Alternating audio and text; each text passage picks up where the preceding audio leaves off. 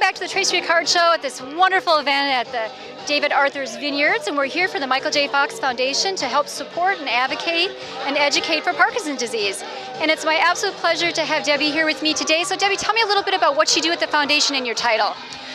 My title is co-founder. I started with Michael back in 2000, and we kicked off together to start the foundation, and our passion for trying to speed new treatments to Parkinson's patients has kept us going for the last 13 years. Now, have you been involved in fundraising and foundations? Has that been your career for a while, and how that you got involved with this particular foundation? No, not at all. Actually, it was kind of an unexpected turn for me. My background is in business, and when Michael was starting the foundation, he was really focused on thinking about impact, and so his idea was to find someone with a business background, and I'd worked at Goldman Sachs, my first career, for quite a while, and but I met him and I thought, oh, he's just a magical guy, and I thought it was such an extraordinary opportunity to start with him from scratch and build something that could really make a difference for Parkinson's patients. Now, when did he start the foundation? Was it shortly after he was diagnosed, or did it take a while? He actually had been diagnosed at age 29, and he was secretive about it for many, many years, and went on to keep doing more television and movies. But when he was filming Spin City, I think he got to the point where he felt his symptoms were too obvious, and when he announced that he was retiring from television, he also decided at that time that he really wanted to kind of come forth and share his diagnosis. And he'd been, kind of lurking in online communities and chat rooms and stuff. And so he'd been getting to know Parkinson's a little bit more beyond his personal experience, but he hadn't really told anybody yet. And when he did, it was like a tsunami of kind of outreach from the Parkinson's community, excited about his ideas and what we could do to bring attention to it. What's so wonderful is that it is a chance, to use being in the public eye to bring this out when there's so many people that don't want to talk about it, that are, either ashamed or embarrassed, or that people just aren't educated, and we want people to know about these important things. How is Michael doing right now? Can you tell us some things that are progressing with raising money that is going to the foundation, is how it's helping with treatments? Do we have some latest things that they're working on? Well, we've been funding research for the last 13 years, and by the end of this year, we'll probably cross about the $400 million mark in terms of research funded, which is significant, although, of course, research is so expensive. It generally runs well over $1 billion to get a new treatment.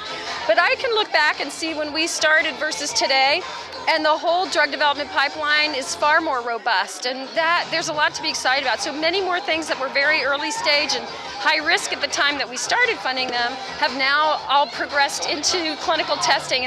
And although nothing has crossed over the goal line, we have a lot more exciting opportunities, things that could be really transformative for patients that are currently in clinical testing. So that's wonderful. Now, is Parkinson's still generally affecting elderly people more, or do we see it more in somebody, as young as Michael, or more in their 40s?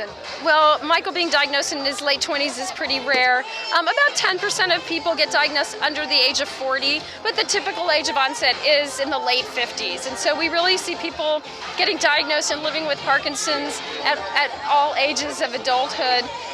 And of course, as our population ages, more and more people will live long enough to be getting Parkinson's. About 1 in 100 people over the age of 60 have Parkinson's. Now, can you tell the folks a little bit about Parkinson's is, like, if you could actually describe the disease and what it does? Well, it's classically described as a movement disorder. Probably the number one thing that's going on for a patient is that they have a lot of trouble moving.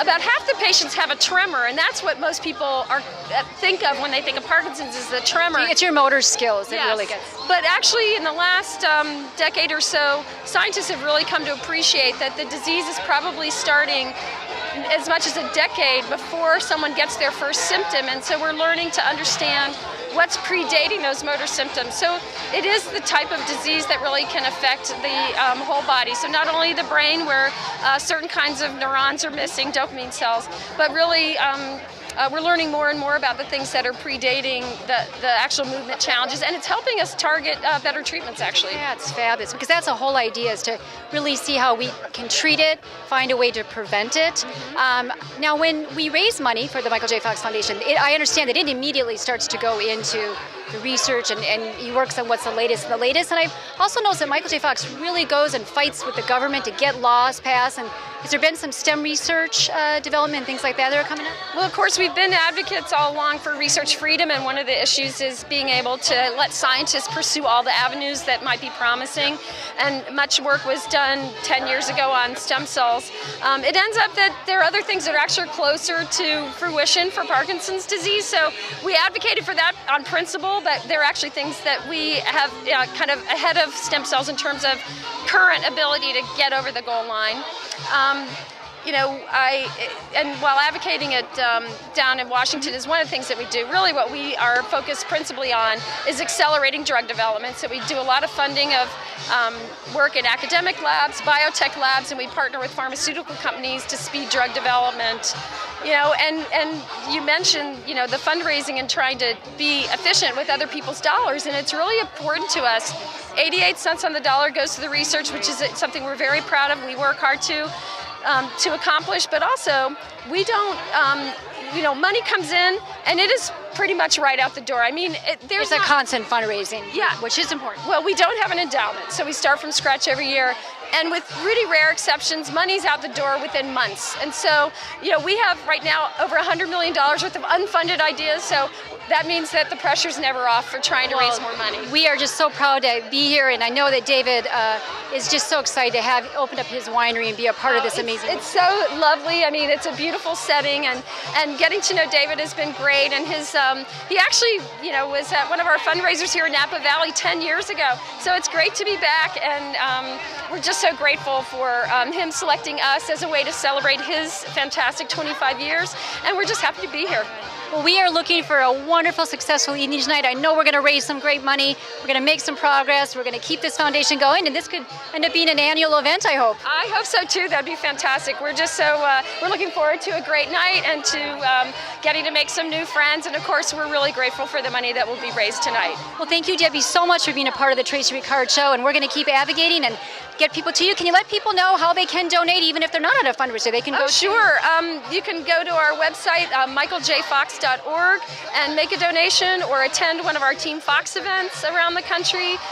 So there are many ways to get involved. There's lots of different ways. Well, thank you again, Debbie, so much. I look forward to seeing you inside, and we're going to make some wonderful donations and progress with this amazing event. Thank you so much. Thank you, Tracey.